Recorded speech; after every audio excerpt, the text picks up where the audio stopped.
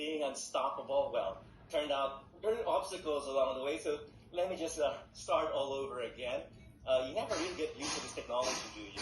We're 2 years into this pandemic and still figuring out how to best maximize the 2022 ALP Summit. And I'm David Sadran. I sound repetitive now to myself, but I'm David Sadran, your host and moderator for today's event. It's going up despite the contraction in the economy, despite the contraction in rent, and the residential building a unique custom airplane that can be flown more comfortably, and that design is something that's going to be unique to aviation. So we are working on that. You can follow me on Facebook.